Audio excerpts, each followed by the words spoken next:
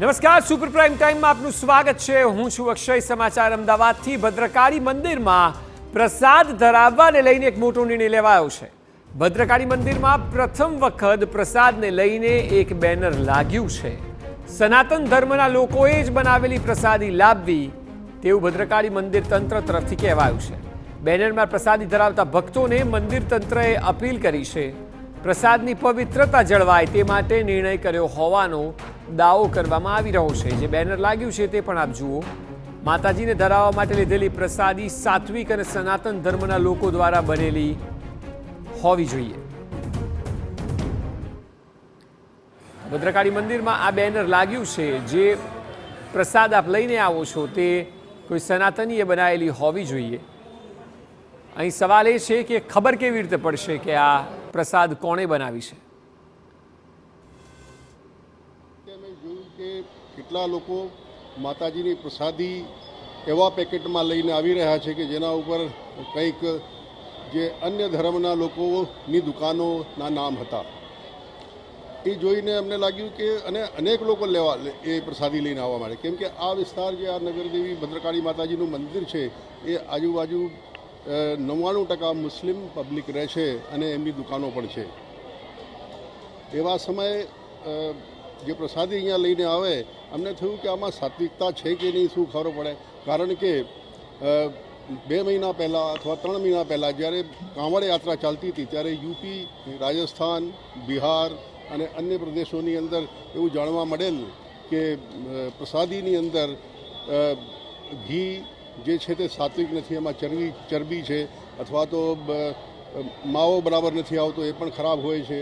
એટલા માટે અને સાથે સાથે એવા ધર્મના લોકો છે કે જે પ્રસાદીની અંદર અથવા તો કોઈ પણ વસ્તુ બનાવે છે તો એની અંદર થૂક અથવા તો એનો ઉપયોગ કરતા હોય છે, થૂકનો ઉપયોગ કરતા હોય છે। તો અમને લાગ્યું કે અહીંયા પણ એવી સંભાવનાઓ છે અને એકાદ જે એવા પ્રસાદને મેં જોયો પણ ખરું તો અમને કંઈક લાગ્યું કે આ બરાબર નથી લાગતું અમને।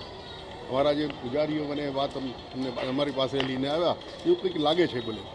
ત્યારથી અમે બધા મારા ટ્રસ્ટી મંડળના લોકોએ વિચાર કર્યો કે ભાઈ આપણે શા માટે એવું ના કરીએ કે સાત્વિક પ્રસાદી લઈને આવે ત્યારે જ માતાજીને એ લોકો। બીજી તરફ મંદિરમાં આવતા દર્શનાર્થીએ આ નિર્ણયને આવકાર્યો। ભક્તોનું કહેવું છે કે માતાજીને ધરાવતા પ્રસાદની પવિત્રતા જળવાઈ રહે તે જરૂરી છે।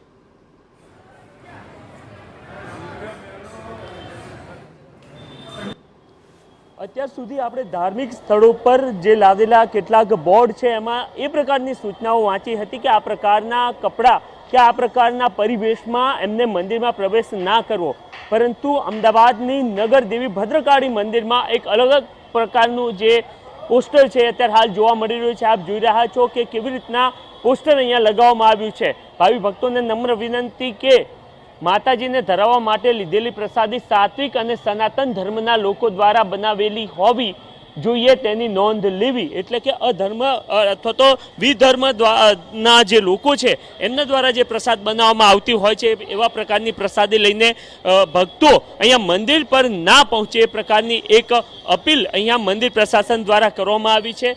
કેટલાક ભક્તો પણ આપણી સાથે છે, એમની સાથે પણ વાતચીત કરીએ કે તેઓ શું કંઈ કહી રહ્યા છે, કારણ કે પ્રસાદ હોય છે અને એ શ્રદ્ધા સાથે ધરાવેલો ખૂબ જરૂરી હોય છે। ભક્તો સાથે વાતચીત કરીએ।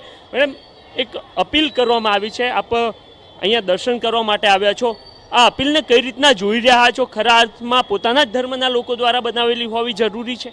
હા, જરૂરી છે। ધર્મના લોકો બનાવે અને બીજા બનાવે એની શ્રદ્ધામાં ઘણો ફરક પડતો હોય છે। તો ધર્મના લોકોએ બનાવેલો પ્રસાદ હોય તો માતાજી બી પ્રેમથી આરોગી શકે છે। તો કમિટી દ્વારા જે બી નિર્ણય લેવામાં આવ્યો છે એ સારા માટે છે। જેમ બને એમ આનો પ્રચાર કરીને લોકો ફોલો કરે એ વધારે જરૂરી છે। ઓકે, પરંતુ પ્રસાદ તો પ્રસાદ હોય છે, ગમે એના દ્વારા બનાવવામાં, આપણે તો એક આપણી પોતાની શ્રદ્ધા સાથે એને ધરાવવાનો હોય છે। હા, શ્રદ્ધા એટલા માટે જ શ્રદ્ધા સાથે ધરાવવાનો હોય। આપણે પોતે આપણા ધર્મના લોકો પાસે બનાવેલો પ્રસાદ જો ધરાવીએ તો એની શ્રદ્ધામાં બહુ જ ફરક પડતો હોય છે।